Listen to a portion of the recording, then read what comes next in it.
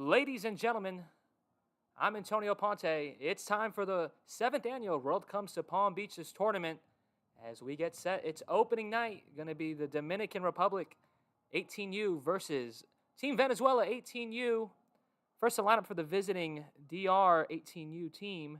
Leading it off is going to be the EH Jose Matos, followed by Jose Miguel Romero at catcher, Jeremy Pabon at second, Daniel Dominguez at short, Christian Ortiz in the outfield, followed by Elian Urania at third, Andres Acuna at first, and rounding out the outfield is going to be Damiani Ibar, Sebastian Sotillo, Hosper Frietes, and Anuti Vasquez. On the mound tonight for Team Venezuela, it's Johan Monroy.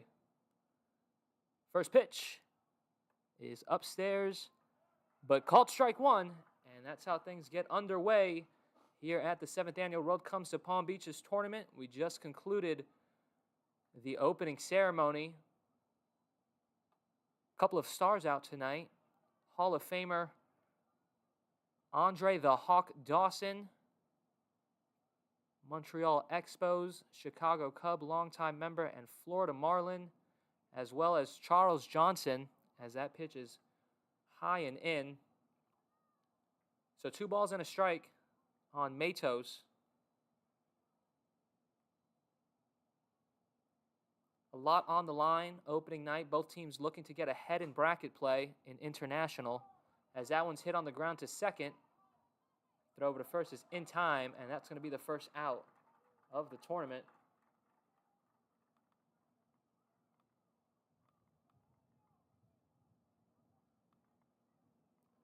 So a 4-3 put out for Matos will bring up Miguel Romero. Romero will swing lefty against the righty.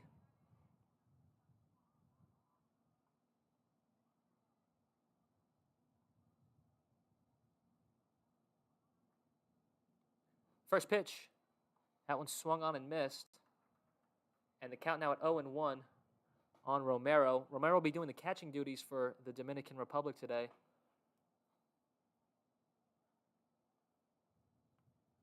A 1 pitch. That one swung on and missed. So the count now at 0-2 on Romero.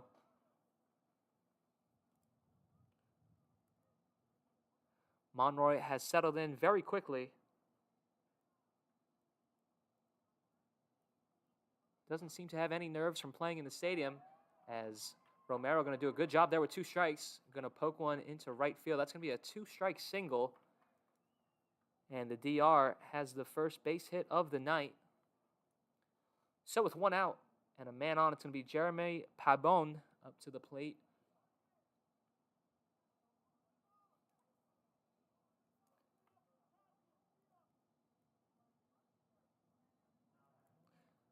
So the first real test for Monroy tonight with a man on and 1 out.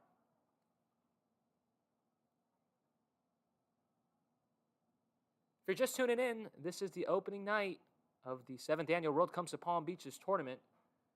The 18U division opens off with the Dominican Republic taking on Team Venezuela. Miguel Romero at first. And Monroy just going to step off. So that's going to bring a visit to the mound. Romero is a speedy runner at first.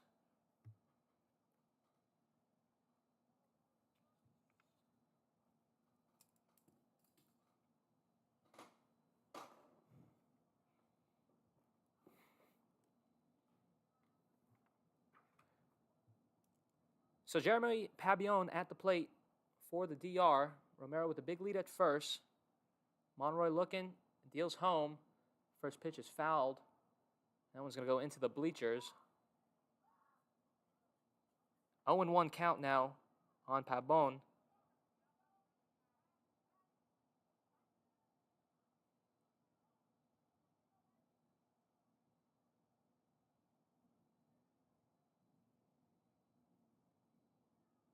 Monroy set. Here's a pitch. Here's a bunt. It's a good one. Throw over to first. Sacrifice will work. So Pabon able to move Romero over. Again, the speedy runner now at second. That'll put 2 outs on the board. And it's going to bring up Daniel Dominguez, the shortstop.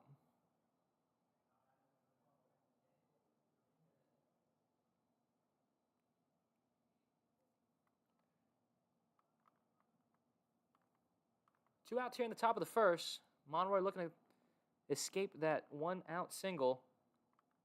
First pitch. That one in there for strike one. So Monroy doing a good job of getting ahead in the count.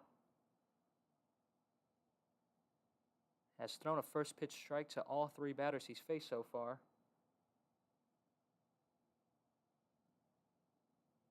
The 0-1 from Monroy. That one's in the dirt. Gets away from the catcher. Runner on the move. And the catcher just going to have to gobble it. That's going to let Romero advance to third now.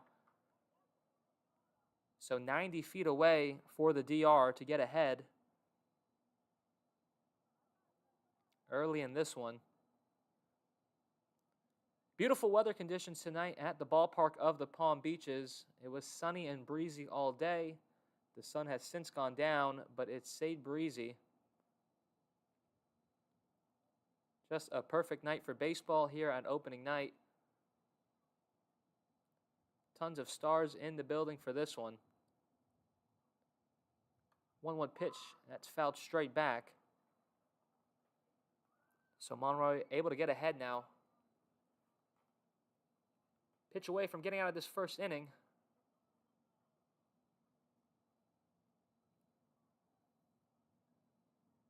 Two outs, man on third. Romero with a big lead. Trying to get Monroy's attention, and he does. He's going to step off. 2 strikes on Dominguez, the Dominican Republic shortstop tonight.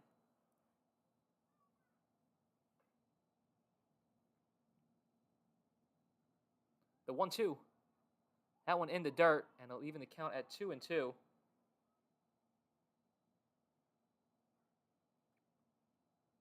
Defensively for Venezuela, in the outfield from left to right, it's Larry Rodriguez, Brandon Garcia, and Alejandro Ponte. Across the diamond, Jorwil Milan at short is Abraham Alvarez at second, Angel Porras, and at first is Juan Gerardo. Behind the dish, Hainer Blanco, as he will receive strike 3, and that's going to end the top half of the first. Dominican Republic's strands 1 on 1 hit. We'll be back for the bottom of the first after this.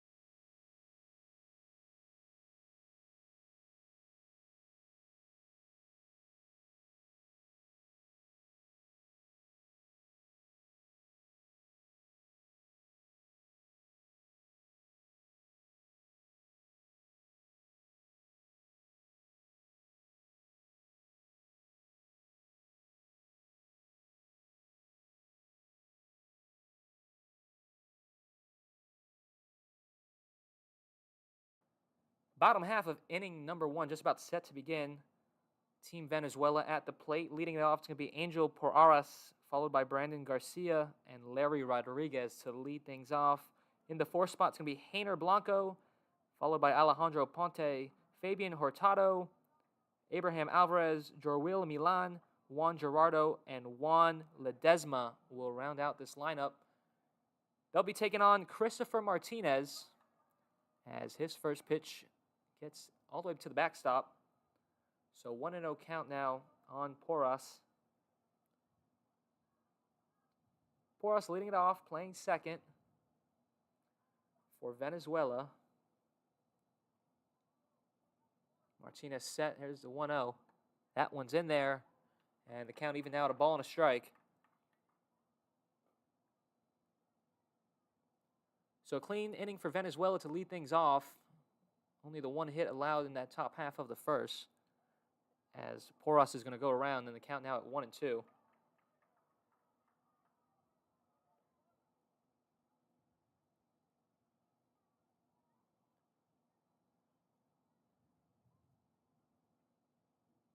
One-two pitch. That one's on the ground to short. Throw over to first. That one's not going to be scooped out. It's going to get past the first baseman. And Porras will lead things off, reaching on an error and making it all the way to second base. And that's how Venezuela will get their night started at the plate. It was a good 2-strike pitch there by Martinez, able to get a rollover.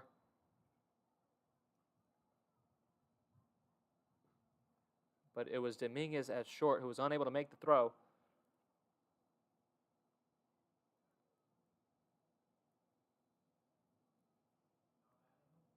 So with no men on and 1 on, Brandon Garcia is going to come to the plate. He's the center fielder tonight for Venezuela.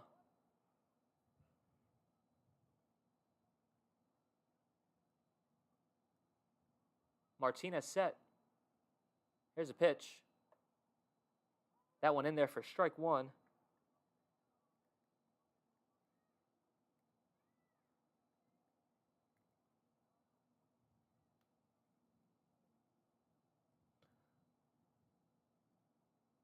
.7" center fielder at the plate.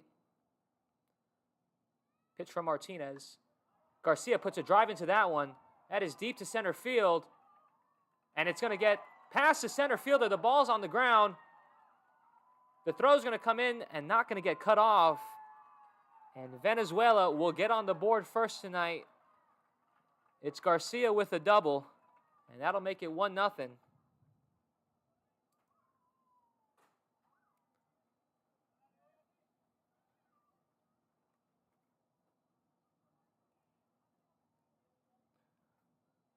Couldn't ask for a better start tonight for Venezuela. An error and a double.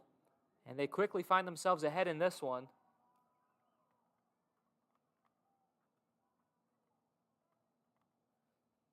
It was a fastball from Martinez, left it over the plate, and Garcia was able to do damage. Center fielder is playing a bit shallow. So Larry Rodriguez now at the plate. First pitch. That one's up and in, and the count now at 1-0.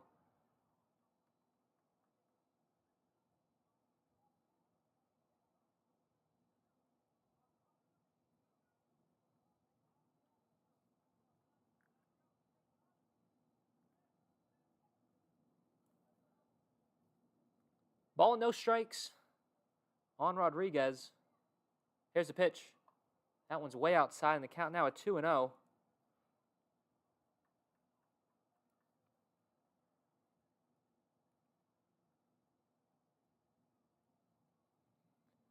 Martinez looking to get back in the count. Already surrendered 1 run in the inning. Here's the pitch. That one's going to be on the ground to short. And that one will be no play. Shortstop unable to transfer the ball, so no throw to first. It's going to be an infield single. And Venezuela keeping the pressure on early here, putting the ball in play. And that's going to warrant the first mound visit here for Team DR.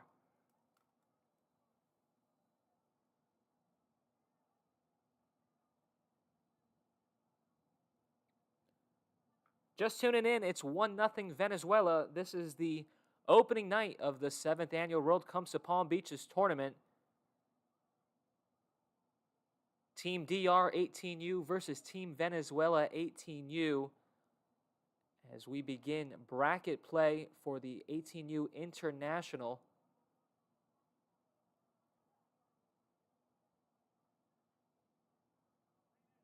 The tournament features 12U, 15U, 18U, the Open Division, and the 55 and older division as well.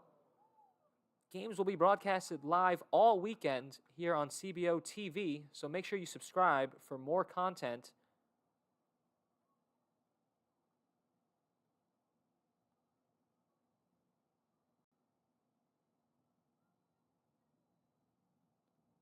So we're just about set to get things going once again. It's going to be Hainer Blanco at the plate. Cleanup spot for Venezuela. Good opportunity here with runners on the corners and no outs. Martinez set and deals. First pitch is taken for strike one.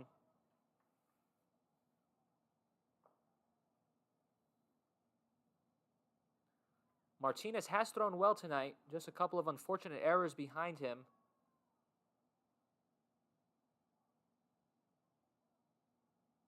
Oh, 1 pitch to Blanco. Runner on the move. No throw. And Rodriguez is able to steal second safely. Runners now in scoring position for Venezuela. 1 in on the inning already.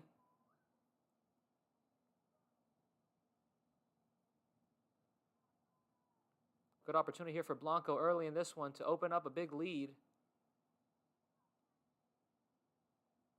Martinez set and deals. That pitch upstairs. The DR team already playing the infield in.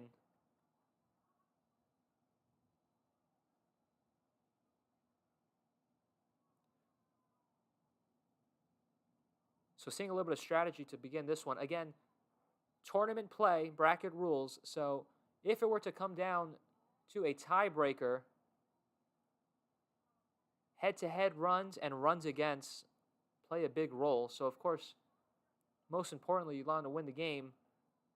But to limit the other team in runs scored is always an added bonus. Martinez set once again. Here's the pitch. That one's in the air. It's in play. That one's caught in foul ground. And now Venezuela would have to retreat back. The throw goes to second. It's not in time. So it's just going to be a fly out. And that'll put the first out on the board this inning.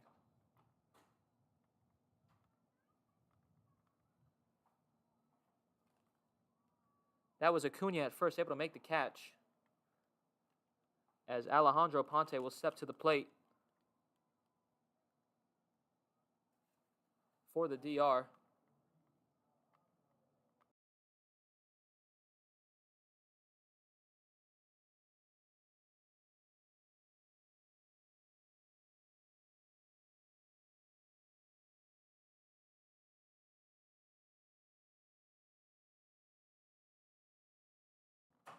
So 1 out, runner still in scoring position.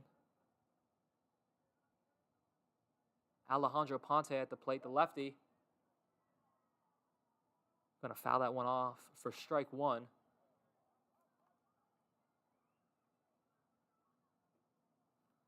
So Martinez has definitely settled into this one. Looks much better, much more relaxed on the mound.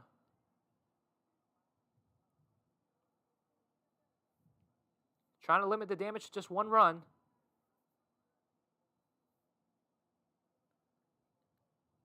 He's ahead in the count on Ponte. Runner still in scoring position. Here's the 0-1. That one also fouled back in the count now at 0-2. Rodriguez, the runner at second. Garcia at third. Angel Porras led things off with an error, and he's come around to score this inning on the double by Garcia.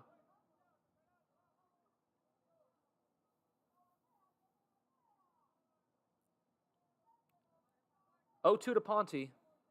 Martinez set and deals. That one's in the air to left. Running over in foul territory to make the catch. Here comes the throw home. It's going to be a close play. Not in time. And Venezuela adds another on the sacrifice fly by Alejandro Ponte. And that's going to make it a 2-0 game.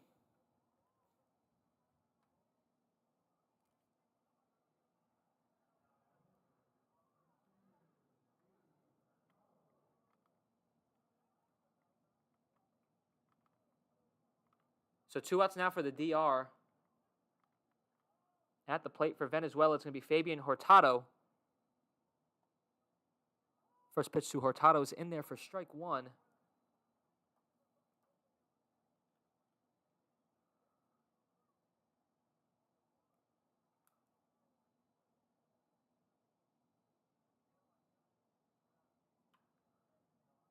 Oh, and 1 pitch fouled off. And now Martinez way ahead in the count, 0-2. Larry Rodriguez, the runner at third. Garcia and Porras have come around to score so far in this bottom half of the first. DR looking to get off the field. Here comes the 0-2 pitch. That one's in play towards first. It's going to be a race to the bag. But it's in time. That's 3 unassisted to end the bottom of the first. Venezuela strands 1, but they're able to pick up 2 runs on 2 hits. Through 1, Venezuela leads at 2-0 over the DR. We'll be back for the second right after this.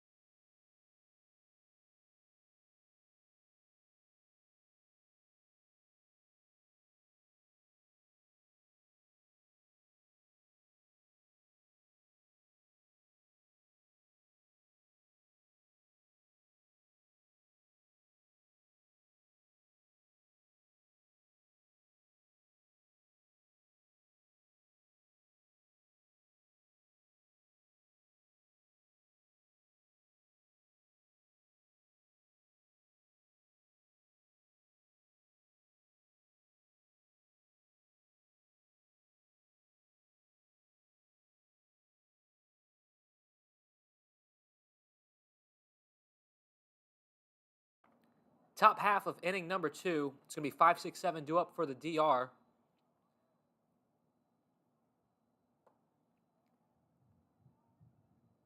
First pitch to Christian Ortiz. Taken outside for ball 1. So the DR has found themselves in an early hole as Ortiz swings through that one. Johan Monroy on the mound for Venezuela was able to work his way around an early inning single. And that was before Venezuela was able to put on a couple runs on 2 hits and an error.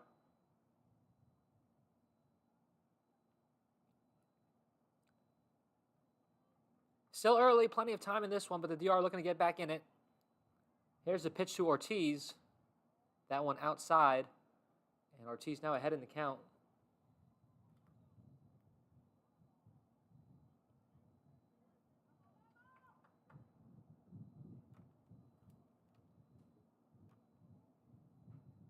Pitch is upstairs, and that's going to be a 4-pitch walk.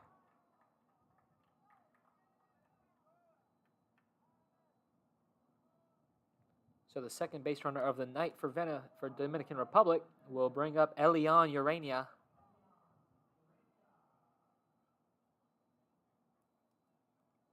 Urania, the third baseman.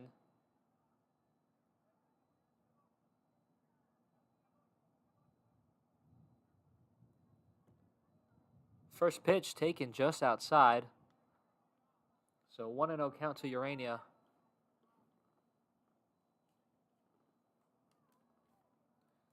Two nothing Venezuela here in the top of the second. No outs and a 1-0 count to Urania. Monroy deals that one just outside, and the count now at 2-0.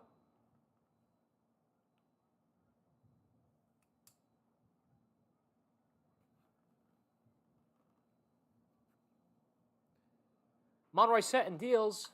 That pitch on the ground, but foul. 2-1 count now.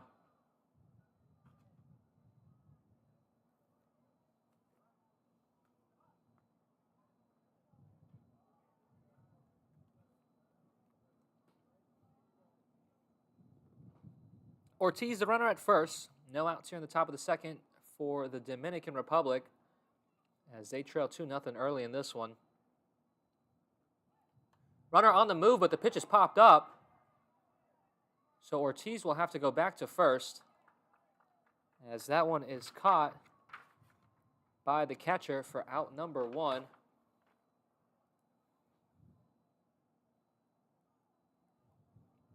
And that's going to bring up Andres Acuna, the first baseman for DR.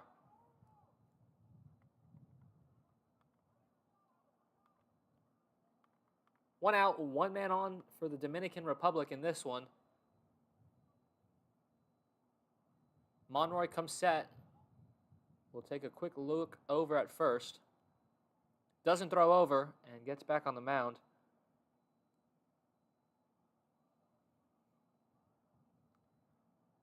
Monroy set once again. He deals. That pitch outside.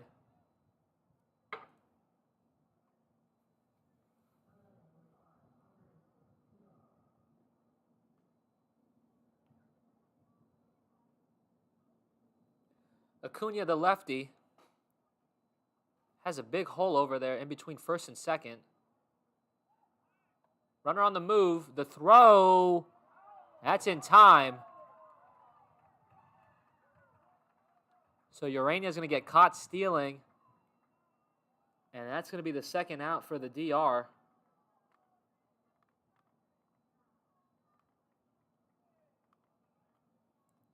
Throw was on the money for out number 2.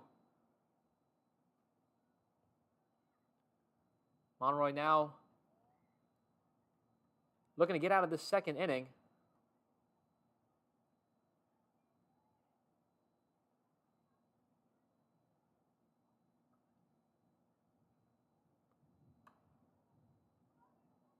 Acuna hits that back and it's fouled off.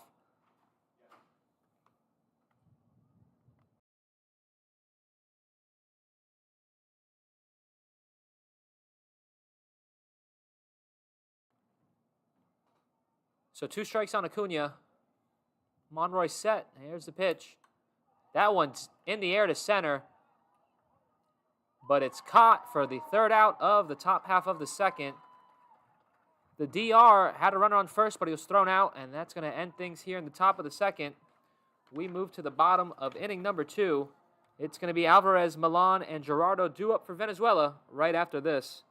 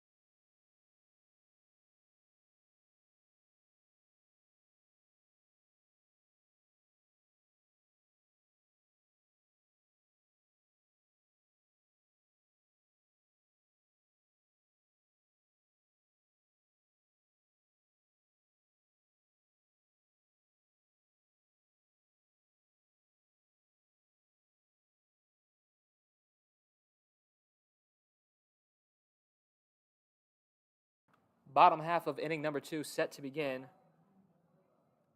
Abraham Alvarez set to lead it off, followed by Jorwil Milan and Juan Gerardo for Venezuela. Martinez back on the mound. Venezuela holding on to a 2-run lead here in the bottom of the second. That first pitch is in there for strike 1 from Martinez.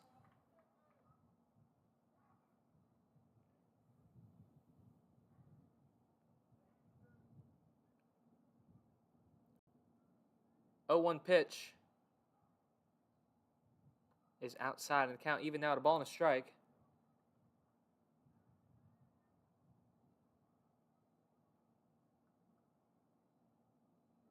Two hits and an error so far for Venezuela through this one, as they lead it 2-0 early. 1-1 pitch gets to the backstop. Count now at 2-1.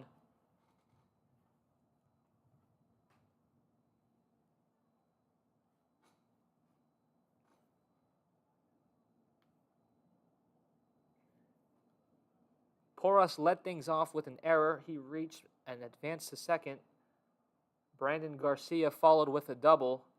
Larry Rodriguez singled in Garcia. Heiner Blanco and Alejandro Ponte both flew out, and Fabian Hurtado grounded out to end the first. So Alvarez still at the plate. Martinez looking to get the first out here in the second inning, as he's set. Here's the pitch. That one's going to go to the shortstop. Throw over to first. A good one. And that's in time for the first out here of the second inning.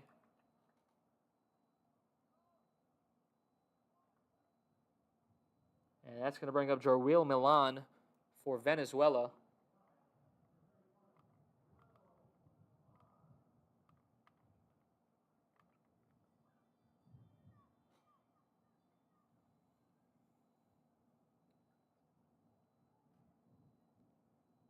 So 1 out for Martinez.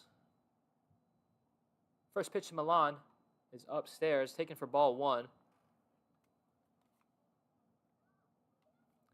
Daniel Dominguez at short. Able to shake off those errors from the first inning. Had a great throw there to get the first out of the second. As that one's on the ground over to third, but it's going to be picked up. Foul ball. So Martinez able to get back in the count.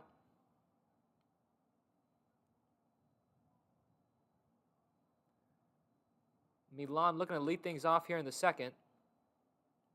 Here's the pitch. That one's going to go right back to Martinez. Throw over to first is in time, and that's going to be the second out here in the bottom half of the second. 2 outs now for Venezuela. So we bring up Juan Gerardo. This is Gerardo's first appearance at the plate tonight.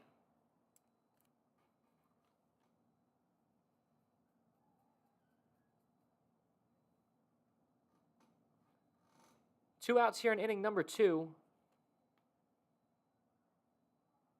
As Venezuela looks to get something going. They lead it 2-0 over the DR. First pitch to Martinez is in there for a strike.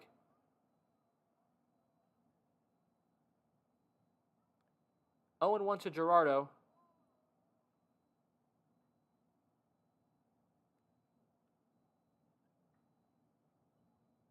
Martinez catching his breath, now back on the rubber. He's set and deals. That pitch is inside and down. So 1-1 count now on Gerardo. 9th spot for Venezuela. Juan Ledesma, the extra hitter, due up next. And then it's back to the top of the lineup, as that one is swung on and missed. Good pitch there from Martinez on the outside corner. 2 strikes now.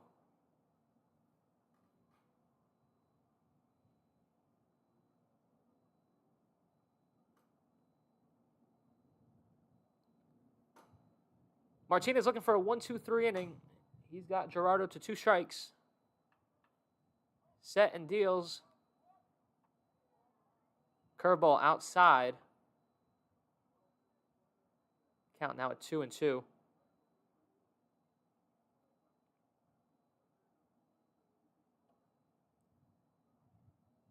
Pair of groundouts so far for Venezuela here in the second.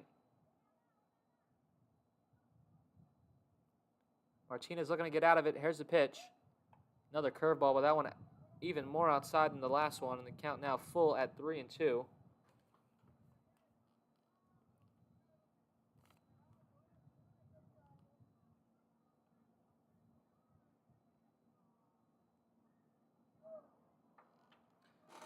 Pitch from Martinez.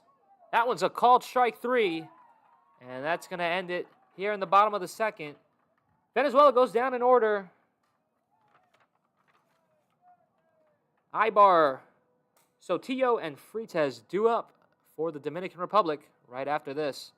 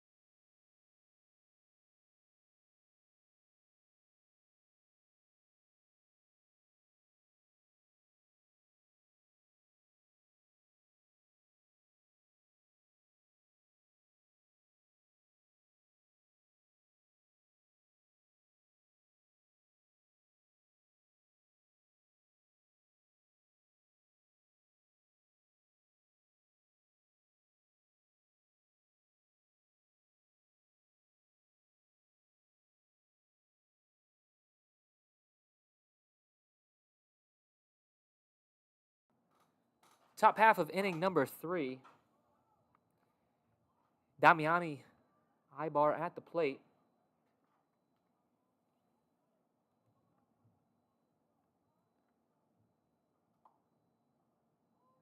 That one from Monroy's in there. So the count even at 1-1. It's Ibar, Sotillo, and Freitas due up for the DR. As they trail in this one, 2-0.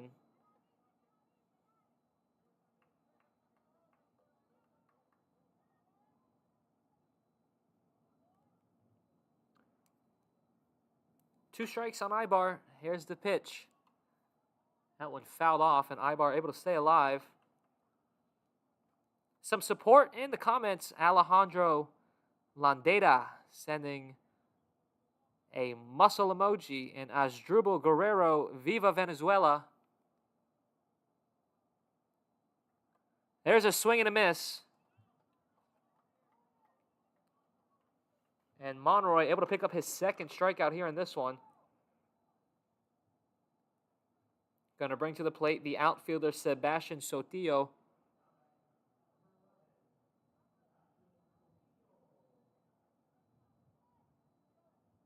So the lefty will try to get things started here for the DR. First pitch is up in the air. That one's going to stay in play and be caught for the second out of the inning. Weren't able to see it on your screens, but the Venezuelan catcher able to make the play for the second out. So 1 pitch, 1 out there for Sotillo.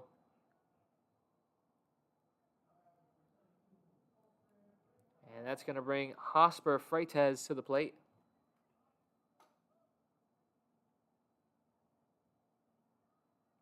The 10 hitter for the DR.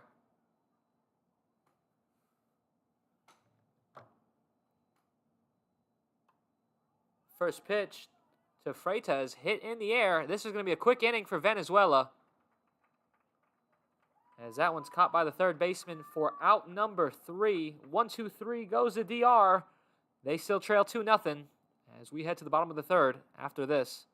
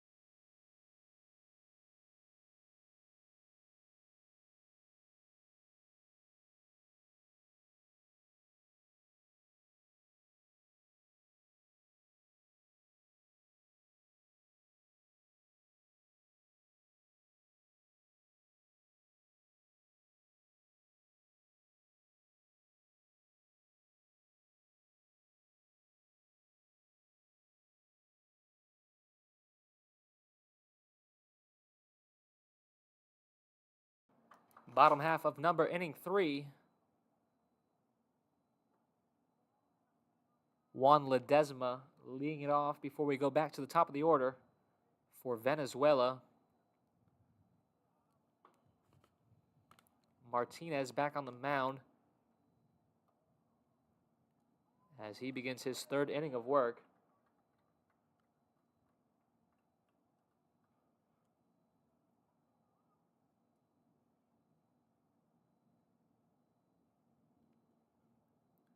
Pitch from Martinez, swing and a miss, and that's going to be strike 2 on Ledesma.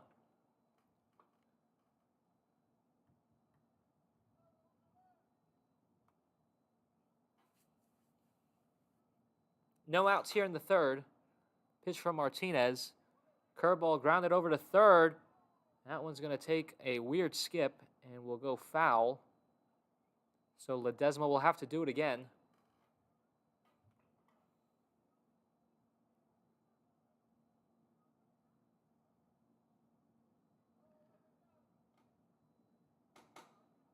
Some more fan comments. Yescarly Polanco, Dominican Republic flag, and a couple of muscle emojis. Yildre Farhado Ramirez saying hello from Venezuela. That pitch to Ledesma in the dirt.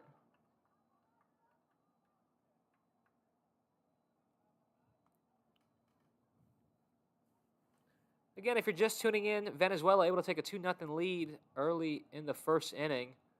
It was Porras, Garcia, and Rodriguez that got things going with an error, a double, and a single, as Martinez deals that one outside. So Ledesma able to get back in the count. It's been a good at-bat so far.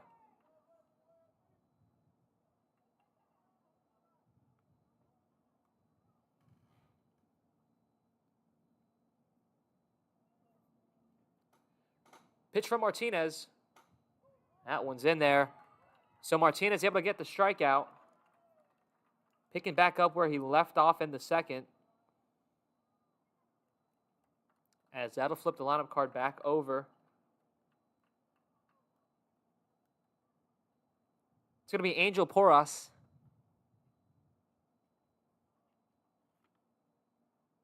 Oh for 1 today. He reached on an error back in the first inning. So he takes that one for ball 1.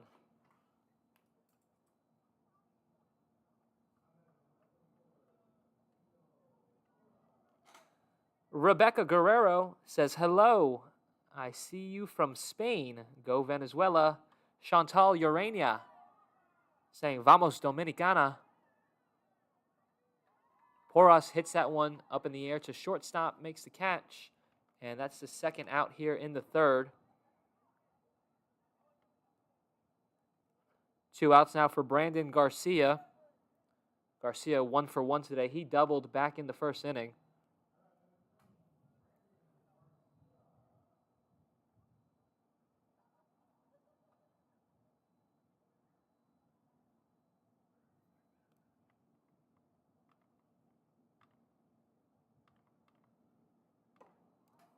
First pitch taken for ball 1.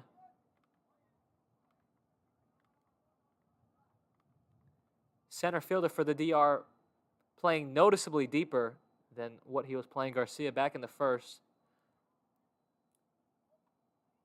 As that pitch outside, Martinez being careful.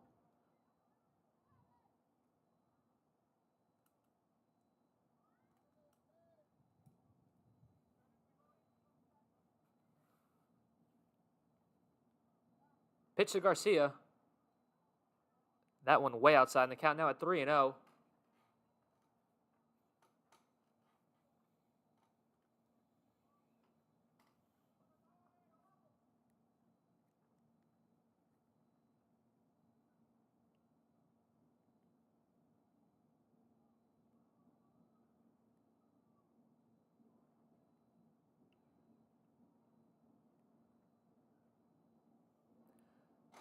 So 3-0 to Garcia. Martinez set and deals, and it's going to be a 4-pitch walk.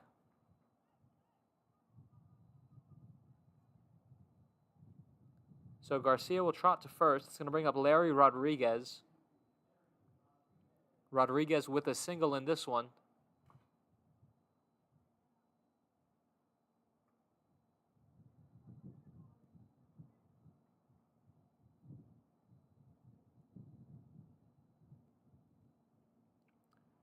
Two outs here in the bottom of the third. Venezuela with some life. It's Garcia at first.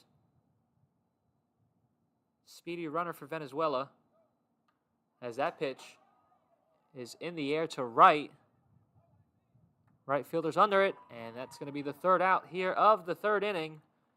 Venezuela strands 1 on the walk. Through 3, they lead it 2-0 over the DR. Don't go too far. We'll be back for the 4th after this.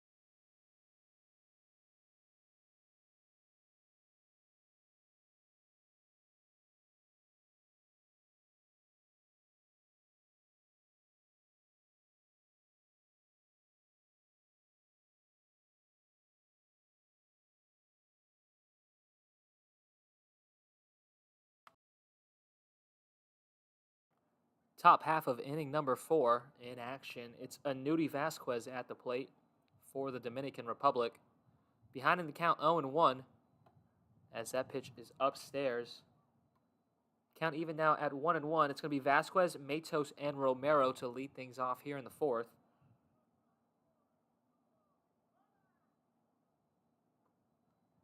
As that pitch is in there for a strike.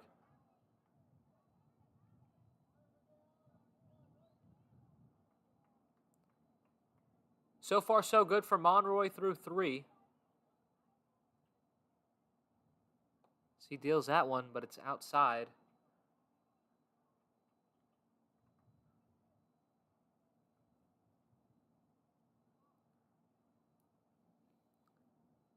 Yusmake Gallardo would like to send a shout out to the Venezuelan team and Familia Frites. Giving a shout out to the Republic of Dominicana. Vasquez fighting at the plate to lead things off here in the 4th. Takes that one downstairs, and he will work himself a walk to lead things off. So that's going to flip the lineup card back over. It's going to be Jose Matos.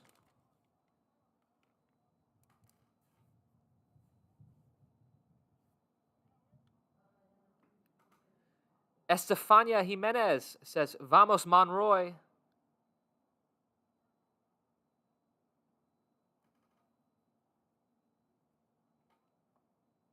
Pitch inside.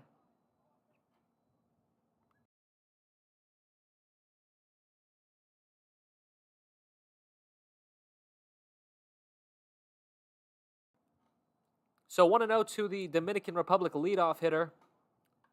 As that one's put in play, it's caught in the air. The throw to first, and Venezuela will double off the DR. It was a line drive by Matos that was caught, and Vasquez was doubled up at first. And just like that, the DR has their base runner wiped away, and 2 outs now on the.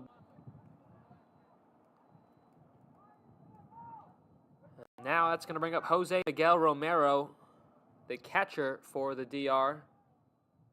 Speaking of catcher, got a surprise guest that just walked in the booth, as Romero will ground that over to first. Flip over to Monroy. Will be in time for the 3rd out of the inning. So Johan Monroy through 4 has been clean. We head to the bottom of the 4th. Blanco, Ponte, and Gerardo due up for Venezuela after this, along with special guest Charles Johnson in the booth.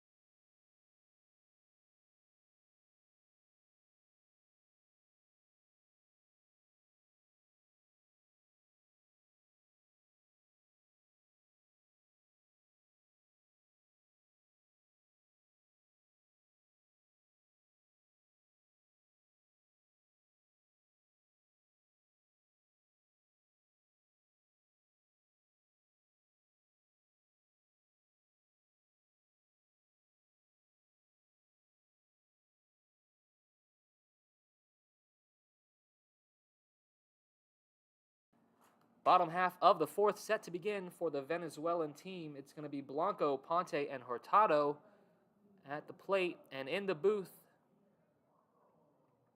1997 World Series champion, Gold Glove winner, and All-Star Charles Johnson. Charles, thank you so much for joining us here in the booth. Yeah, you know I'm glad to be here. It's always great to see these young kids play. So first pitch to Blanco, taken for ball one. So far it's been a good game between these two teams. A lot of excitement in the crowd leading up to the game, and of course during the game it's been cheering and loud all night.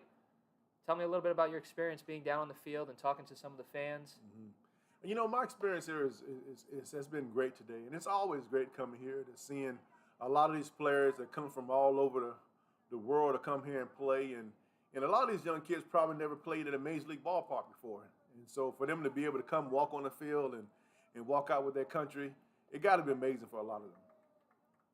Now you have had quite the experience in international play. What's it like seeing these young guys, and does it bring back some memories of your time? Oh, it does. I mean, some of my exciting moments as far as being able to play international ball. I started out in the 11th grade, tried out for the Junior Olympic team in South Dakota, made the team. We ended up going to Australia to play for the Junior Olympics, and we won the gold medal against Cuba in 1988 in Australia. So, you know, I went on to play in the Pan American Games in Cuba, played in Barcelona, Spain in the Olympics. So, had a chance to play so many teams around the world as far as international baseball. So it's such a great experience. Now, I remember you and we talked about your experience with the Pan American Games. So tell me a little bit about what it was like to play in Cuba. For the fans that didn't get a chance to hear our podcast together, you have an interesting story about someone that you met. Yeah, you know, my experience in Cuba was really crazy. Had a chance to go there and stay in the Olympic Village in the Pan American Games. I did that, but I had a chance to go back and play some more in Cuba, and we ended up with the Orioles. And so we ended up beating the Cuban national team. I hit a home run, beat the Cuban team, and we went back to Fidel Castro's office, and he fed us like lobster and steak and all this crazy stuff. And so I'm sitting in line, getting ready to eat, and these two guys came to me with machine guns, and they told me, hey, Mr. Castro want to talk to you. I mean, right then and there, my mind is going crazy. I'm thinking, it's like, what did I do? What did I say? I mean, what happened? So I go in the office, and I end up meeting Fidel Castro. Oh, wow, tough play there. So that was Ponte going to ground into an error. That's going to allow Blanco to reach third. So Venezuela with runner on the corners with no outs. Sorry to interrupt you, CJ. You're good. And yeah, so I ended up going to Mr. Fidel Castro's office, and he's asking me, why did I hit a home run against him to beat him? And I told him, I said, listen, he threw me a fastball, 3-0 fastball down the middle of the plate. I did what I had to do with it. He started laughing, and so that was probably the scariest home run you've ever hit in your life. It definitely was. But he said, "Hey, great job. I've been watching for a lot of years," and he told me to keep up the good work. So you spent some time in Barcelona too with the U.S. Olympics team, and baseball coming back to the Olympics in LA in 2028. Yes. What's any fun memories from there, and what's your take on baseball finally making its way back into the Olympics? I'm excited about it. I think it should be in the Olympics. Gonna have a ground ball to second, step on the bag for one, throw it to first. That's gonna be a double play. So Venezuela will add another run, but the DR team able to put 2 outs on the board here in the fourth.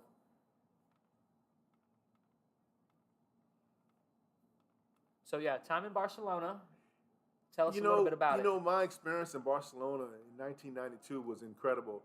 What a lot of people don't realize that 92 was the year of the Dream Team. And so basically there was, Magic Johnson and Michael Jordan and Larry Bird and Charles Barkley and all these guys were there, Karl Malone. I mean, it was the biggest thing going, whereas that they were in the Olympics. And so I can remember coming to the stadium for the open ceremonies and all these guys were sitting in the tunnel, and we all had to come out together because baseball and basketball, we come out in alphabetical order.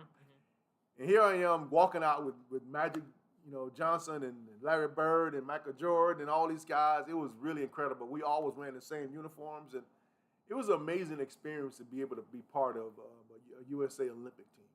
So tell me a little bit about tonight. You walked out with Team USA. Yes. Was that the 18U team? Yes, it's an 18U team. And it brings back so many memories, right? You see that USA and across your chest, and it brings back so much memories and excitement. It's such a great feeling to be able to put on a jersey with USA across your chest, and you represent the country. It's an awesome feeling. And I think it's really a great opportunity, as there's a beautiful diving play out and right. That's going to be the third out of the fourth. We'll stay on with CJ. But like I was saying, I think it's really a great opportunity for the kids, to get the experience like this. Most of them might not ever get the chance to play professionally and do it. But even at the youth level, to do something like that, it gives them a sense of pride that they might have not gotten anywhere else.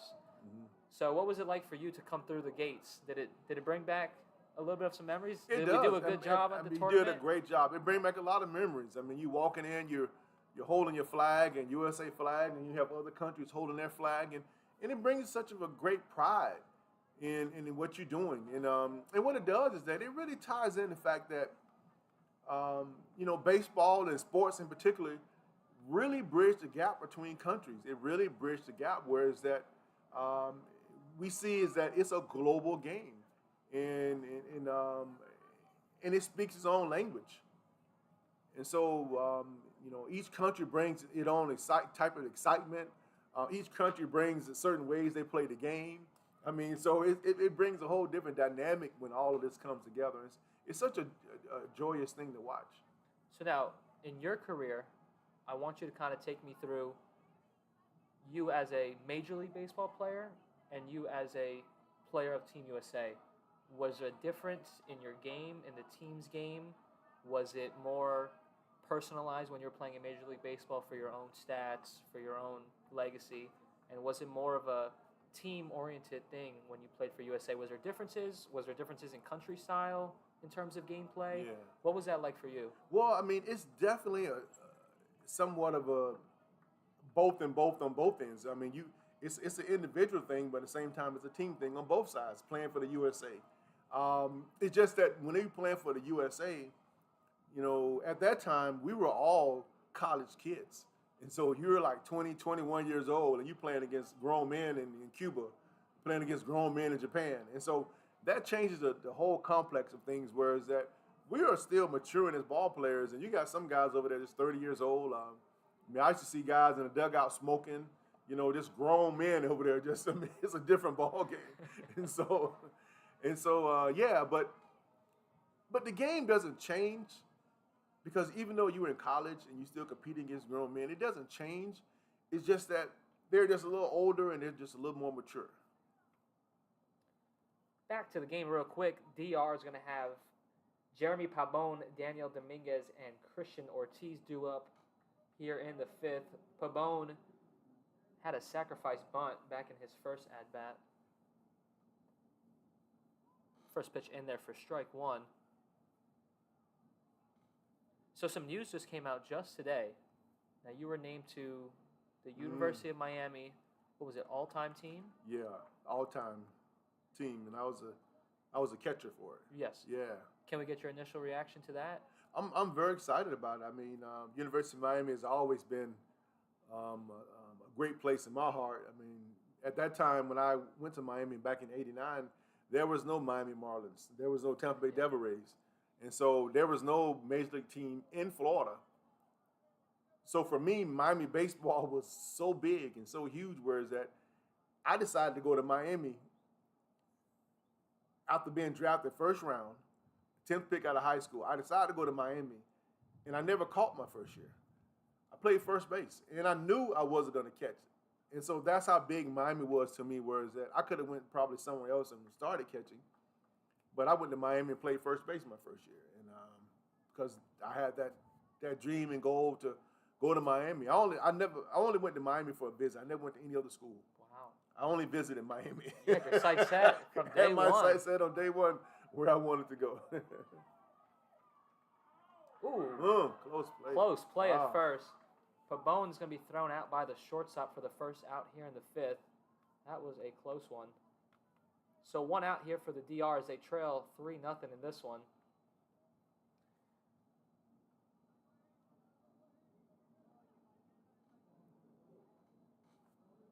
So Daniel Dominguez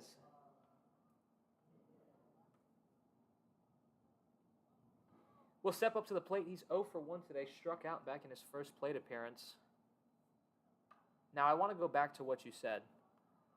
So you were drafted, did not take it, and went to UM. Mm-hmm. The team you were drafted by?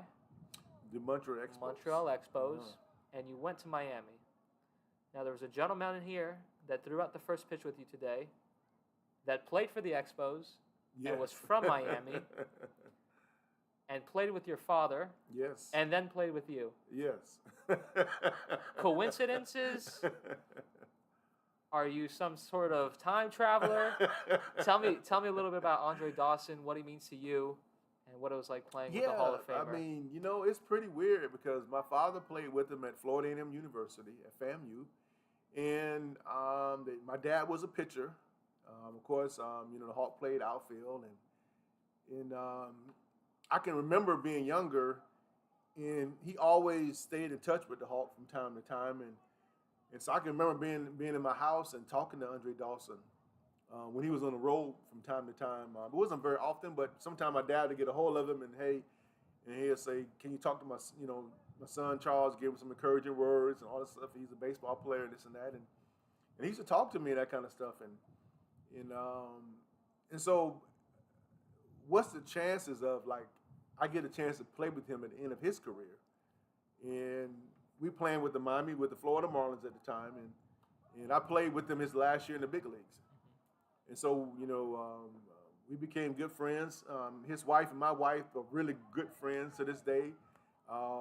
She's a godparent of my kids, and so what's the chances of my dad, wow, all this happening? And so I've known Andre for a long time, and I really appreciate all the advice he's given me, and just the mentorship of just watching him play, watching how he plays the game for so many years, getting the front seat of seeing him struggle with his bad knees late in his career, and how he used to try to get ready for games and have to get there early and ride the bike and wrap his knees up. And I mean, just to see the dedication he had for the game was always very meaningful for me. You think that helped you in '97? Yeah, I tell you what, I'm pretty sure it helped me out a lot. And it's one of those things you wish you would have been there for that one more year, right? To get that World Series ring. I was thinking of that. I mean, it's crazy. I mean, but he kind of, he kind of left the door open for the young guys to come in. Yeah. So tell me a little bit about that '97 season. Obviously a special one for Florida. But for you, I mean, it was extremely important. You got your first World Series ring. Yeah. Now, that year, you were an All-Star and a Gold Glover, right? Yes, I was. So that was your first big year, or was it '96 that was your first big year? My, Or was '97 the first big year yes, for you? Yes, it was. So, personally big season. Yes. And then, obviously, you guys win the World Series. Tell me a little bit about that. I think one of the most underrated things that I've ever seen from that game that no one really talks about is your single in the ninth. Mm-hmm. What's going through your head? Man, I tell you, we are down 1 run in the 9th inning, and so, Moses Alou comes up, he gets on first base, he's on first base, and at that point, I was 0-2 against Mesa, the closer with the Indians, and so he had me 0-2. He throws a slider off the plate about 3 inches, and I drove it to right field. I could have easily grounded out in that ball, double play, and the Marlins probably wouldn't win a World Series. But I hit a line drive to right field, and the runner advanced from first to third, and Counsell hit a fly ball, and we tied the game. Ooh, throw over to first is not in time. Yeah. So the DR will stay alive. 2 outs here in the top of the 5th.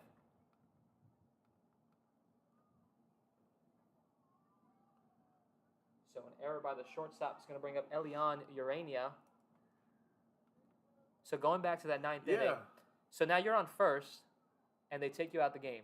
They take me out of the game. I drove the guy to first to third, and now I'm out of the game. Was that the first time you breathed after that at bat? That was probably the worst time for me. Really?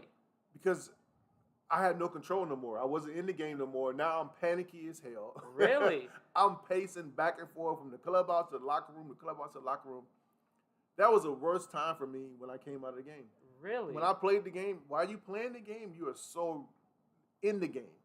But when you're out of the game, you have no control of the game. Right. And so that's the part of me as being a catcher. Ooh, that one's down the line. Great hit.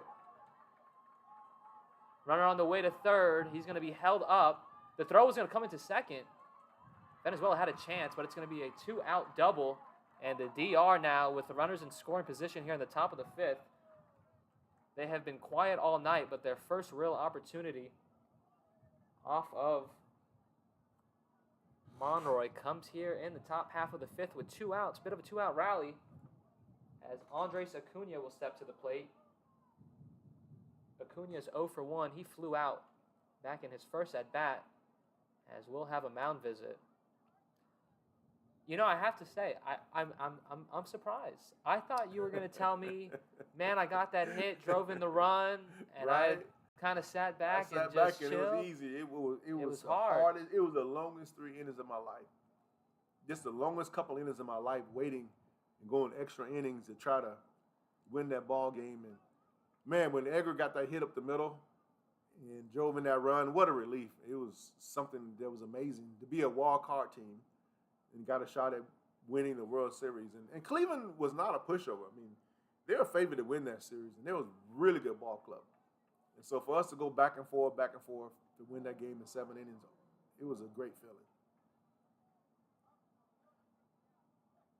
So speaking of wild card teams in the World Series, Arizona able to clinch. What's your thoughts on that? I'll tell you what, they are the team to watch out for right now because that's one of those teams that probably didn't even think that they're not favored in any series, but they keep winning the series, and so that go to show you they're really hot.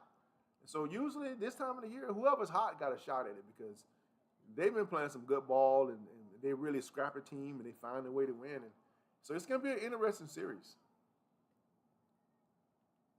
0-1 pitch to Acuna. That's hit the other way. That's going to be trouble, but foul. Venezuela catches a break. Wow. Left fielder crashes into the wall. Hopefully he's okay. Yeah, it looks okay. 3-0 Venezuela here in the fifth. The Dominican Republic has a tying run at the plate. It's Andres Acuna.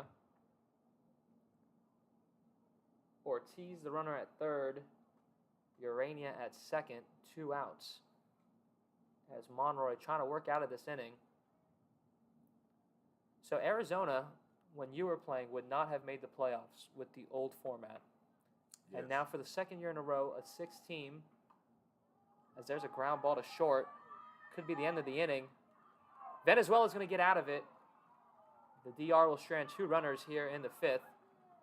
So we'll move to the bottom of the fifth, but stay on here with you in the broadcast booth.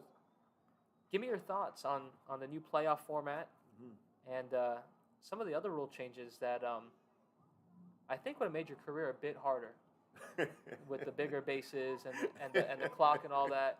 You know what's so crazy? I did not know that until I went on the Major League field. And I was looking around like, why is this base so big? I had no idea they made the base bigger. Even like, I just couldn't realize why this base looking like this. Had no idea they changed the base size, man. I tell you, I need to get connected to the game again. But yeah, when you look at the format, it really opened the door up for a lot of teams to have a shot at this thing, to get into the playoffs. And because you just don't know. When you get into the playoffs, you don't know how it's going to go because, you can get hot all of a sudden and you can go on a roll. And so, I kind of like it. I like it because it keeps the game, it keeps everybody excited about it. Because usually some of those teams probably would have been playing on their vacation with that format years ago, right? You know you're not going to make it, and you start planning your vacation. But it's a lot of those teams now. You got to really it makes playing in September fun. Because sometimes with some teams, September is not fun. You keep looking at the clock trying to figure out when the season's going to end, probably, right? You're trying to figure out where you're going to go because you're not going to make the playoffs.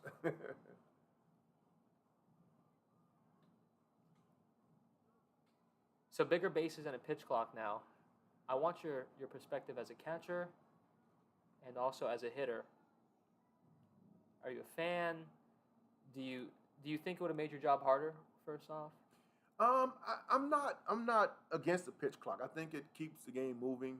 Because sometimes you get some guys that are really slow, and they can really slow the game down. But in the same time, you could probably think of a couple. Is that because some guys need to slow down a little bit. Yeah. Some guys are too fast.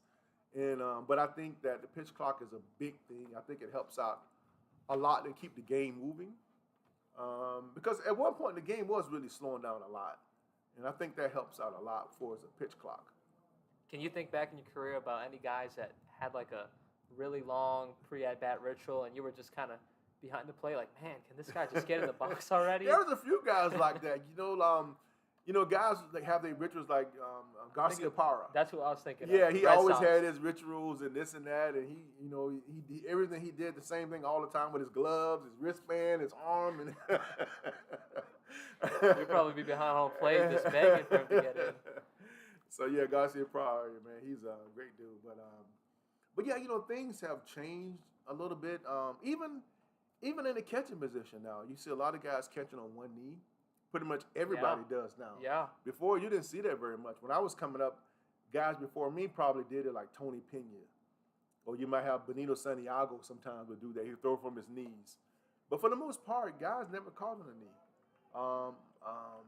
But now it's something that everybody does. Do you like it?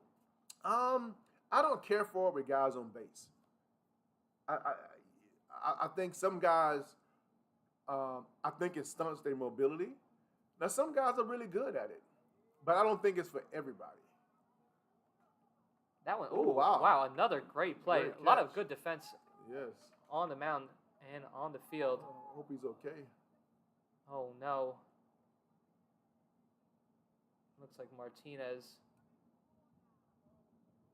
got into a bit of a collision with the second baseman who was able to make the catch. That was Jorwil Milan at the plate. So 1 out for Venezuela.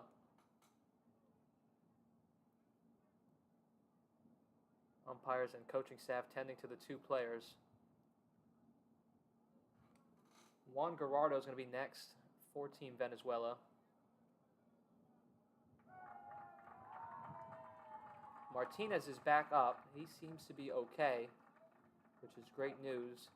And the second baseman for the DR, that is Jeremy Pabon, also appears to be okay and moving back to his position. So great news.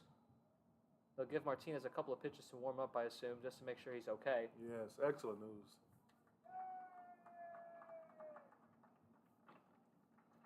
So Gerardo will be up at the plate as soon as we get back going. He's 0 for 1 with the strikeout. Another thing that I've seen that's very different in catching from the traditional way of catching is when you throw to second. Now, I remember when we were at a camp during the summer for the CJSL, you were teaching guys when the catcher makes the catch to throw to second, the first step has to be over the plate, so moving directly towards second. Now, what I've seen a lot from Real Muto, I think, is the biggest example I can think of. A lot of catchers will step into the left-handed batter's box, a sidestep almost. What do you think about that?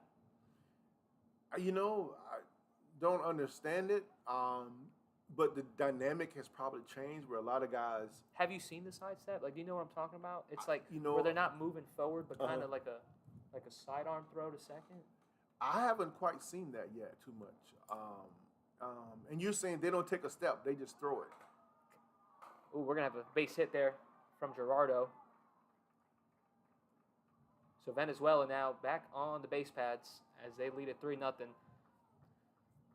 So traditionally, from what I saw from you and from what you were preaching, when the catcher pops up, Yes.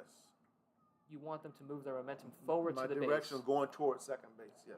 And I don't know if it has to do with being on one knee, And that's but what I'm a thinking. lot of times I see catchers shift their weight, kind of like a sidestep to the first base side of the bag. Mm-hmm. You think that has something to do with being on a knee? Is it maybe something that's being taught? You know, interesting. It might be something different as far as them being on the knee. When guys get on the knee, it might be somewhere of them, a way for them to clear themselves as far as making a throw. Because Looks like we're gonna have a balk called. yeah, I was thinking it was a balk. Yeah. So a balk called. It's Juan Ledesma at the plate. He's 0 for 1 today. So Gerardo will move into scoring position with 1 out here in the 5th.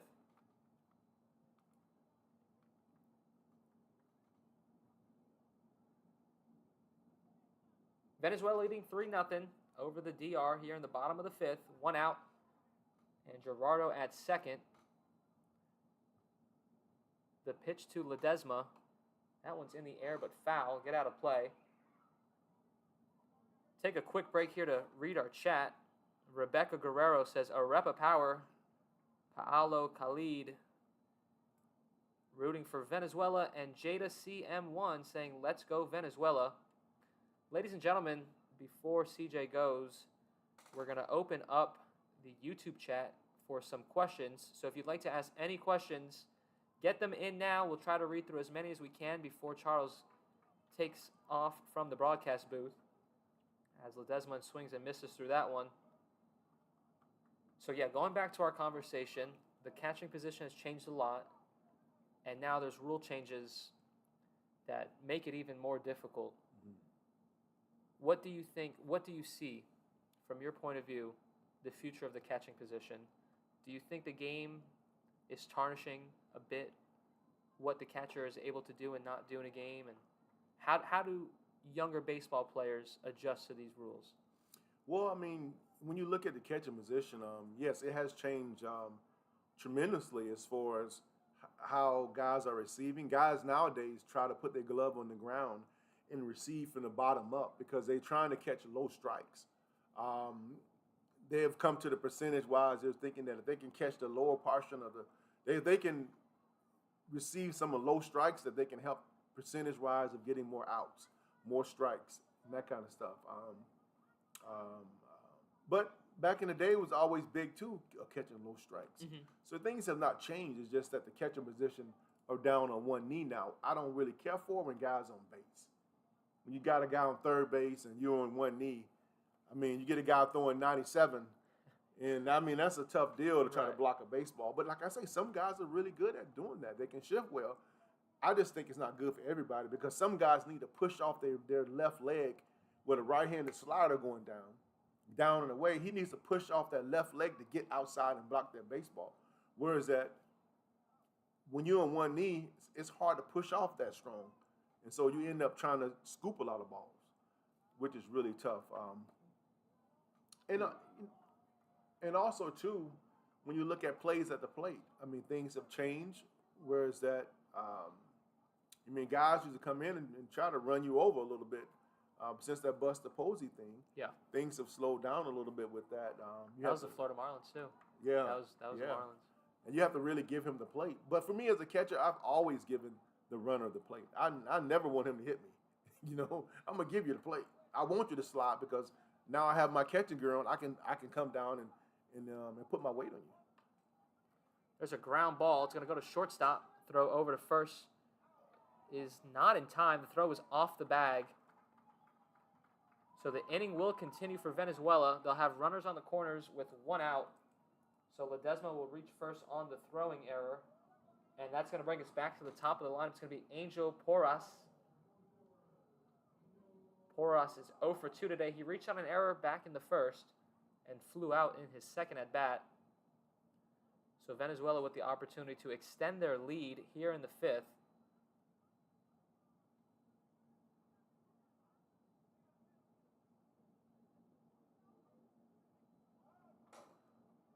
So going back to what I was saying, a lot of changes in the game and the youth having to consistently adapt to the rule change. And of course the major leaguers too, but as the game changes, The reason I bring it up, you do a lot of work with Perfect Game, with youth baseball players. How's that experience been for you? And what's some of your takeaways on some of the talent that you've seen? I mean, when you look at the youth space, I mean, there's a lot of great young talent out there. I mean, you can tell that these kids are really maturing really fast at a young age. Because now you're seeing so many kids playing baseball year round. Where before, with me coming up, most guys played different sports, and so by the time we came back to baseball, it's a little bit of a learning curve again. You got to get yourself back in shape, baseball shape. These kids come in ready to go baseball shape year round, and I think that's a big difference. I mean, I'm big on kids playing other positions. I think other sports because it helps your motor skills from one sport to the next. I think it does help you tremendously. Did you play multiple sports back in the day? I played basketball for a few years, but I was a baseball guy. Okay. I was a baseball guy. Just a quick update. Venezuela with runners in scoring position. Ledesma was able to steal second without a throw. So Team DR with the infield in once again. Martinez trying to work out of a jam. He's got one out here in the fifth. Porras still at the plate, top of the order for Venezuela. So a big spot here in this first game of the tournament as that one's fouled off. So Martinez will do it again.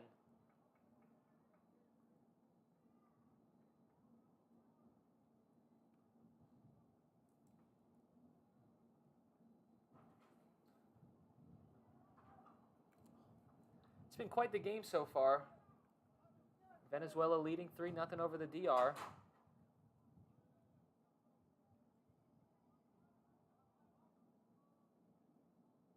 As the crowd has gone silent with one of the most intense portions of the game. As the pitch gets away, the throw, it was in time. We're going to have another base runner try to take home. He does. Wow, what a good piece of base running. Wow. Hustle play by Venezuela. They put two more on the board. And this Venezuelan 18U team able to open up the lead to 5 now here in the fifth. Wow.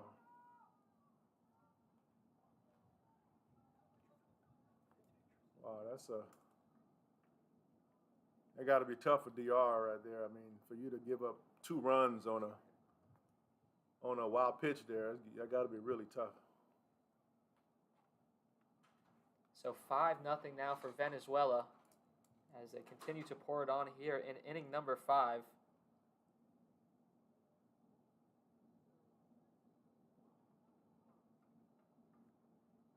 Martinez now just trying to get out of the inning. Porras still at the plate. The catcher actually made a good play to get to it. Just unfortunately kind of ricocheted off the pitcher's glove. Still one out here in the fifth. If you're just tuning in, Charles Johnson in the booth. As that's going to be a walk to Porras. So swinging back to Major League Baseball, I can't even say Florida, the Miami Marlins. Look at me. I do it all the time. Miami Marlins with a good run this year. Now, you were in attendance of a couple of games this year. I saw you out there. Yeah. It was the 30th anniversary. Yeah, it was 30th anniversary this year, and so it's really hard to believe that it's been 30 years since the franchise started. I mean, I came on the team I was going to say, which in means 92. that it's been over 30 I know, years right? since you've been drafted. Yeah, I was drafted in 92, first pick by the Marlins ever. And so I was there when it all got started, and just to see the team mature so fast to win a World Series in 97 when I was drafted in 92, the first player. It was an amazing run. And the one thing I truly would have loved to see is that we would have stayed together as a team in 97. I mean, I think we had one of the best teams around at that time. I believe that we could have made a run for this thing at least a few years probably. Yeah. What about the team now? You like the young guys? Yeah, I think the team is nice now. I mean, they got some really good young players. You got a stud pitcher and Alcantara. I mean, he's gonna come out there and give you some innings up, and you got the batting champion there. Yeah, 2-time now. Yeah, 2-time AL and NL, right? Right. And so he's a dynamic ball player, and then you got the excitement of Jazz. Chisholm, he brings a lot of excitement when he's playing, and so yeah, I mean, I love that team, man. They're a good team. They actually made a good run this year that I don't think none of us saw coming. But yeah, I mean, I can see them growing and maturing and doing some good things probably. Great team, good run. I think one of the pieces that they're really missing to become that next level team is a catcher. Mm-hmm. If you got a phone call, hey CJ, you got a couple more innings in you, what are you going to tell the front office of the Marlins? I tell them that, if you need a catcher in the bullpen, I can help you out a little bit, I can warm up some pitchers probably for you, but no more at bats. And no game. No more games. Now I would love to take some at bats now. Okay. But I don't want to get hit in the toe with no foul pitches right now. At 52 years old, that might pretty much ruin me for a long time. So with the DH, you're saying there's a chance now that there's now a DH with the in DH both leagues? now, yeah, I can probably get myself in shape. The only issue I have is that, man, my contacts I had over the years, I don't know, they don't seem to be focusing right. I think if I come back, I'm gonna have to get a LASIK. Okay. I'm like, yeah, I think I'm gonna do that and just get it out of the way.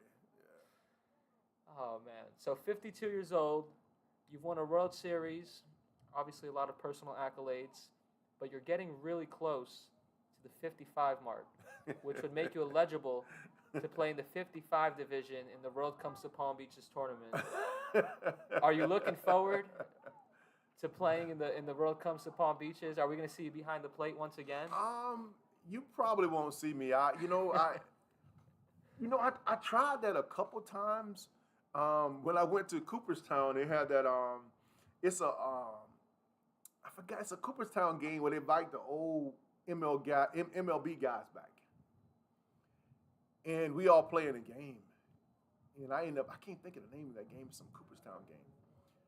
Well, when I tell you I caught in that game for like 3 innings, I ended up wearing like my old All-Star cleats from 2001. Uh-huh. They were like a size and a half too small. I think Steve Avery threw like 20 balls in the dirt. And here I am trying to block every ball. I literally blocked every ball. So the competitive edge is still there. Oh, it was there. I mean, I'm blocking balls. When that game was over. Probably the best cold shower of your life. My body was through. I knew right then there's no way I'm ever catching it. Going to swing back to the game. So for Venezuela, Brandon Garcia popped out. It allowed Porras to advance to second, and Larry Rodriguez was just intentionally walked. Pitching change for the DR as well. Number 6 now pitching. That's Giancarlos Santana on the mound. As the DR just trying to get out of this 5th inning with 2 runs already.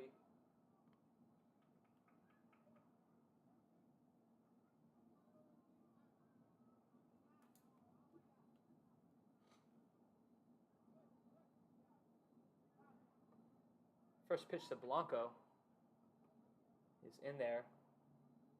So Santana doing a good job out the bullpen. Already picked up his first out of the inning. Looking to get out of this 5th unharmed. Venezuela leading 5-0 over the DR. As that one's fouled straight back.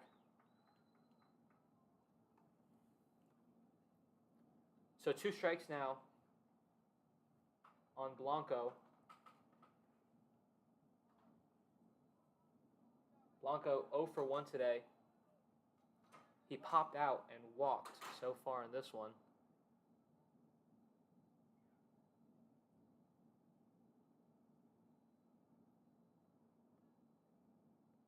Santana just going to step off, take a look at the runner at second. So how often do you take cuts? Do you throw the ball around a lot, or is it kind of... I truly told myself I want to start getting back in baseball shape. Uh-huh. And I told myself this year, I think I'm going to... oh, wow. That's going to get down. The throw to the plate, not in time. I stand corrected. Garcia was able to reach first. So there's still one out here. No, I apologize. 2 outs. That's Rodriguez at third now on the intentional base on ball. So Blanco with the single makes it 6-0 now.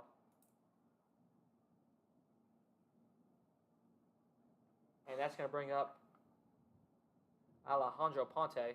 So 6-0 Venezuela. Sorry to interrupt you. Oh, no, you're good. I told myself that I wanted to get back in baseball shape. And the reason why is because I go to some, young youth camps and everything else, and I can't throw BP. I mean, I feel like I'm not giving the kids everything I have, right? And so I need to start throwing again, swinging, and just getting my body back in baseball shape. I think I still have a little bit of arm left. I just don't use it very much. Okay. Yeah. I should be at least throw BP. At least throw BP. You have to throw a lot from behind the plate. I mean, you're right. So it's understandable. Right. We're not knocking you for anything. Because everybody look at me crazy, like they say catchers are some of the best BP throwers around because they have that short arm throw. Yes. And they look at me like, you can't throw BP. They got to cut you some slack at least. So you just want to get back in baseball shape to throw BP? Yeah, I want to throw BP, but from time to time, I be itchy about wanting to go in the batting cage and take some swings. But I be scared because I think my juice is going to get flowing and I'm going to swing too hard and hurt myself. So I think I want to slowly put the ball on the tee, take my time, and get back in shape. Into it? Yes. That one fouled off. Rodriguez at second now, able to steal the base without a throw. So runners still in scoring position for Venezuela as they lead 6-0 here in the 5th. 3 runs on the board here in the 5th alone. Well, you know, when I tell you, one thing I appreciate Major League Baseball doing is putting these nets along the dugouts. And when I tell you, being a catcher, man, you just see balls fly in the stands, and I think that really does a great job as far as protecting fans. That one outside.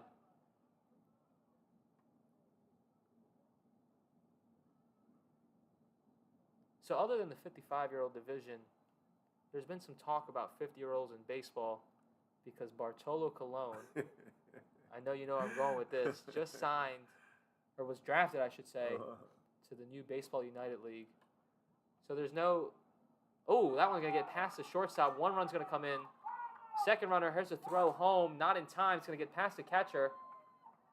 Pitcher not covering, and that's going to be a throw to third. Umpire's going to call him out. That's going to end the inning, but not before Venezuela tags another 2 on the board. That's going to end the 5th. It's 8-0 Venezuela as we head to the top of the 6th.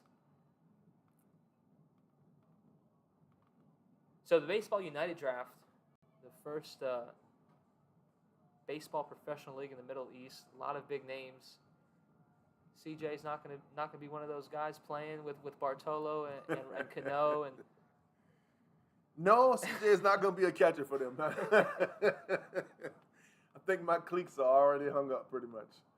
But, you know, I wish them the best of luck. I mean, it's going to be exciting to watch them, but I think I'm done. No amount of money they can throw at you? None? Well, you know, maybe some of that maybe some of that live money, you know. That live golf money might be intriguing. Now batting, number 23. With his 7-iron. That's been your go-to sport, huh?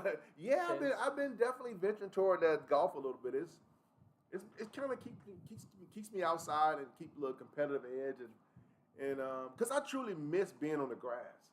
You know, you miss going to spring training and smelling the cut of fresh grass. You miss going to the stadium and smelling that grass, and so golf really keeps me in that realm of feeling like I'm playing a sport outside on some nice, pretty grass.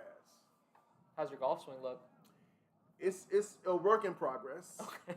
A work in progress. I've been trying to do some changes, but I'm that guy that I play well for 9 holes, and the other 9 is like, where is this guy at? Like, so it depends on what is it, the front or the back 9 is going to be bad, right? Okay. Yeah. It must be that you still have that home run swing.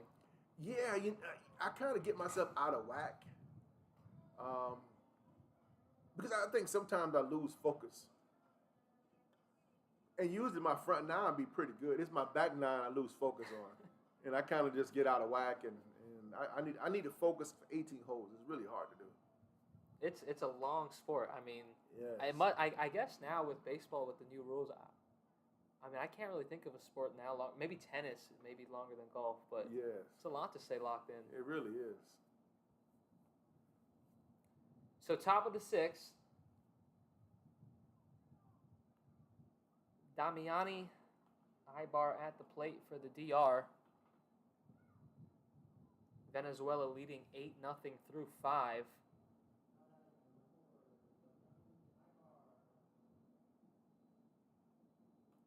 Former Marlins catcher Charles Johnson still in the booth with us as Ibar hits that one hard. What a great play at short. Great play. To stay with it. Wow. To throw Ibar out at first. Strong arm. Yes. Great throw.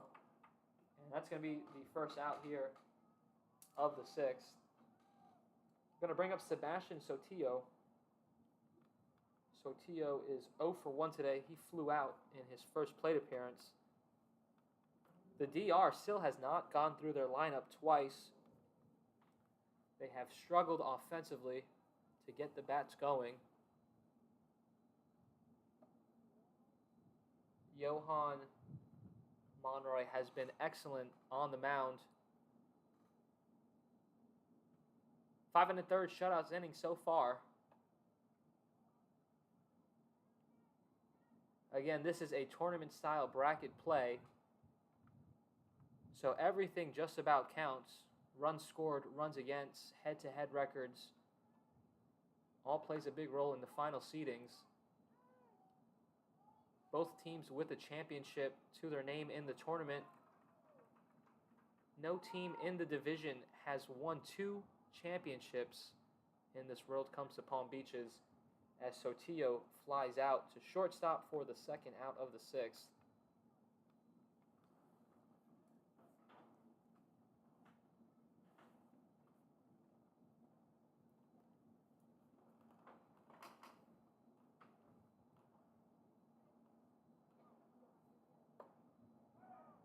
First pitch taken for strike one. This is Hosper Freitas at the plate. So CJ, before you go,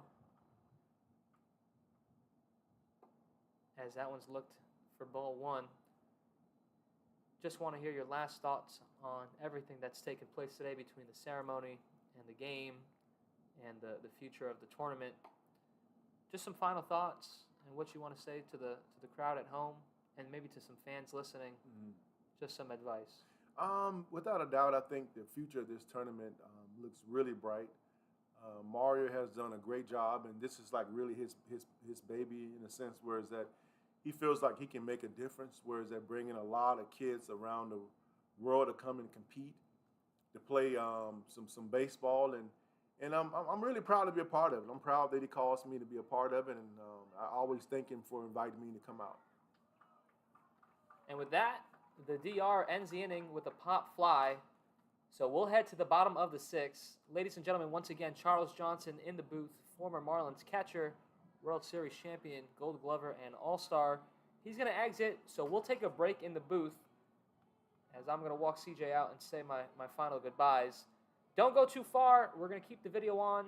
I'll be back for the bottom of the sixth.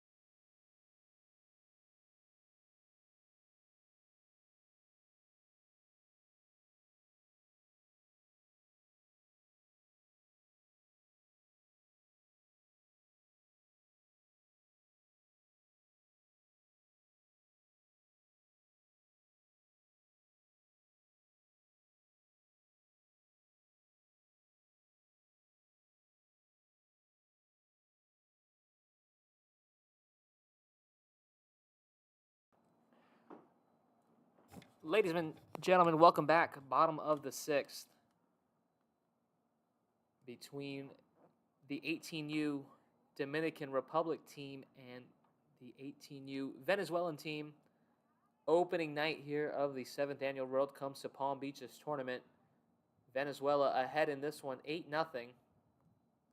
Both teams making some changes as that pitch is popped up in the air.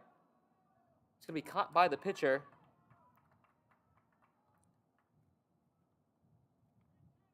That's Alexander Nunez on the mound. As the DR able to get the first out here in this bottom half of the sixth. For the Venezuelan team, some pinch hitters coming to the plate in this one.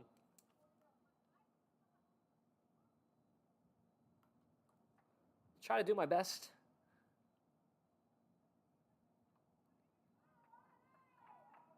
to announce their names. Give me 1 second.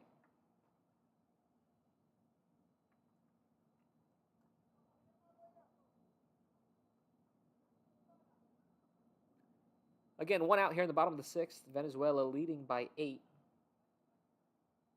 As that pitch is upstairs. Nunez, the third pitcher for this Dominican Republic team in this one. That pitch taken for a ball. This is Ian Wrestler at the plate, making his first appearance. Pinch hitting for Abraham Alvarez. Pitch from Nunez in there for a strike.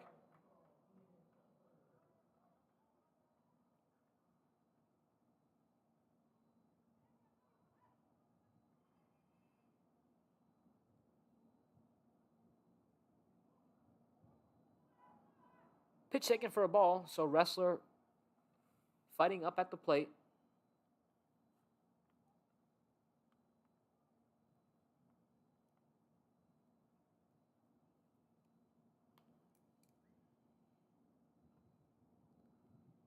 And he's going to walk with 1 out here in the sixth. So 1 out and now 1 on for Venezuela. Up at the plate, it's a pinch hitter. It's going to be Jacob Basabe for Venezuela now.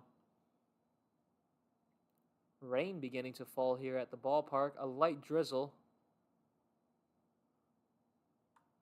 As Basabe hits that one to center, that's going to fall. And it's going to be a 1-out single for Basabe. Wrestler able to advance to third. And the hit parade just continues on for Venezuela.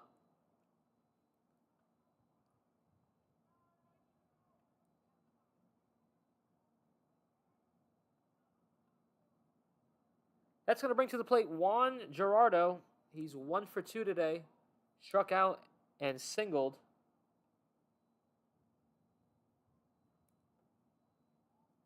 As he takes that first pitch for ball 1.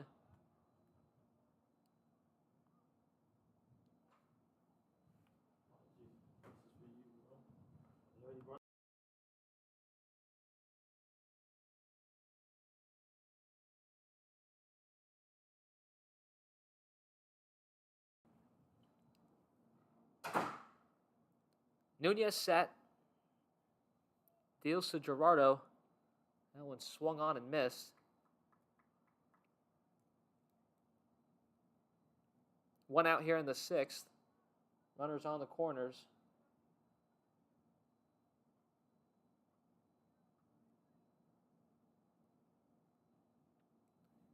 Nunez set and deals. That one in the dirt. Catcher able to keep it in front of him.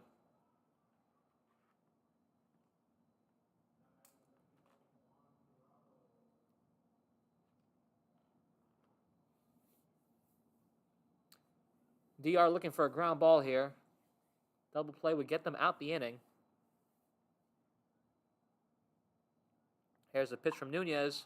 It's in the air, deep to right field, but that one will go foul.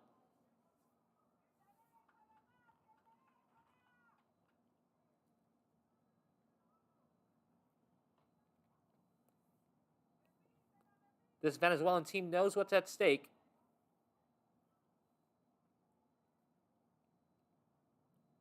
Run differential playing a big role in seeding games.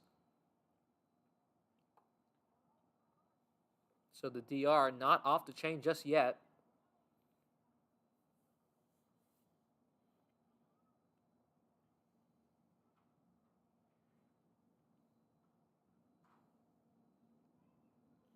Eight nothing here in the sixth.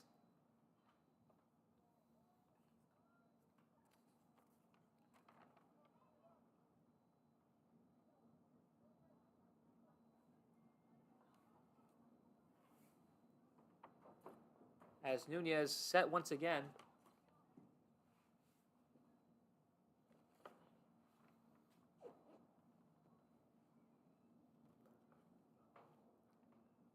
Bases now loaded. As that pitch in the dirt. Venezuela with an opportunity to score more here in the sixth inning.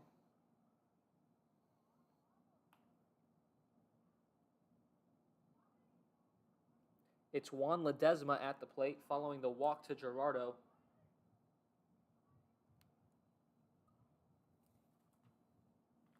First pitch. That one's outside.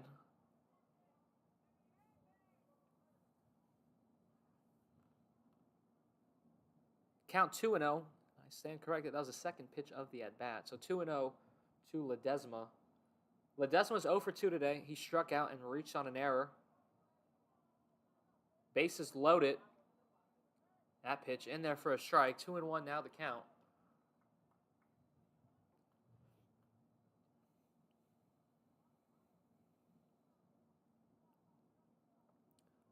Looks like a righty will get set in the bullpen for the DR. As that pitch gets away, a run will come home and score, making it 9-0. Double play ball now taken out with that wild pitch.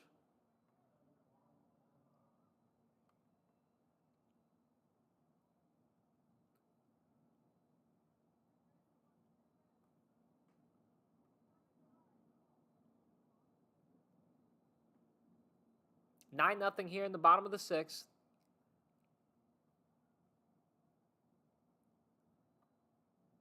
That pitch taken for a strike.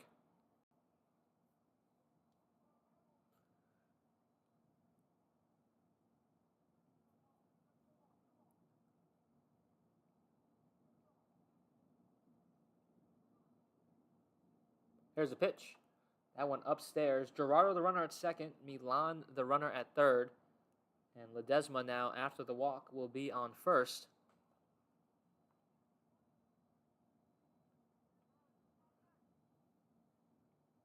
So we're back to the top of the lineup.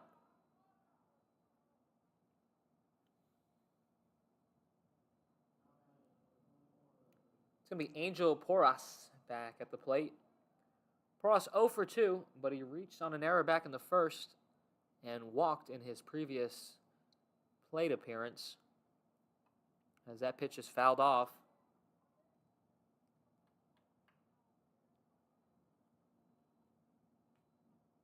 So a strike to Porras.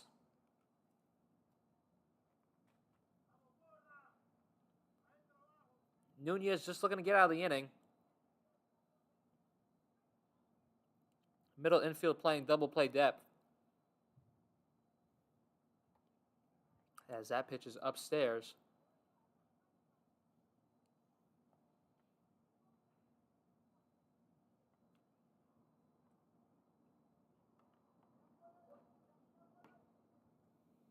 Nunez set and deals. That one inside on Porras.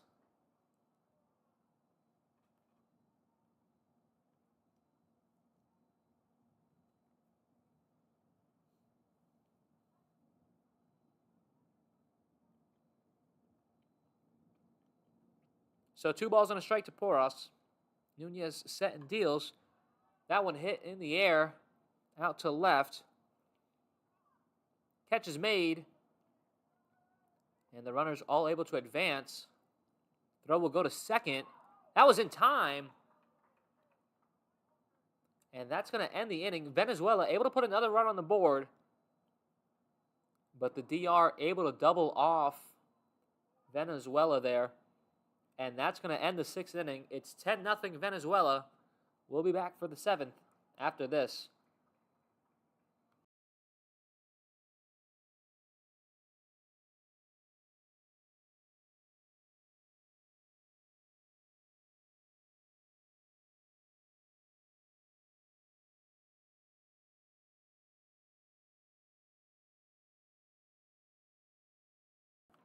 Ladies and gentlemen, we do have a 10-run mercy in effect. So with the run scoring at the bottom of the 6th there, that's going to be the final today. Venezuela able to take the win, 10-0 over the DR. So Venezuela will be at the top of this 18U leaderboard as we get set for day number 2 of the tournament tomorrow. It was Johan Monroy, the MVP of the night for this Venezuelan team. 6 shutout innings on the mound. At the plate, Brandon Garcia went 1 for 2 with a double and a walk. Juan Gerardo also picking up a base hit, as well as Larry Rodriguez. So a couple of standouts in this one, as we will conclude opening night. Once again, final score, Venezuela 10. The Dominican Republic gets shut out on opening night. I'm Antonio Ponte. Would like to send a shout out to Charles Johnson and thank him for coming on the booth tonight. More fun tomorrow. Make sure to catch CBO TV on YouTube, as main stadium games will be broadcasted live beginning tomorrow afternoon, and on Instagram, post updates and scores on Caribbean Baseball Organization. We're going to wrap things up here in the booth. We'll see you tomorrow.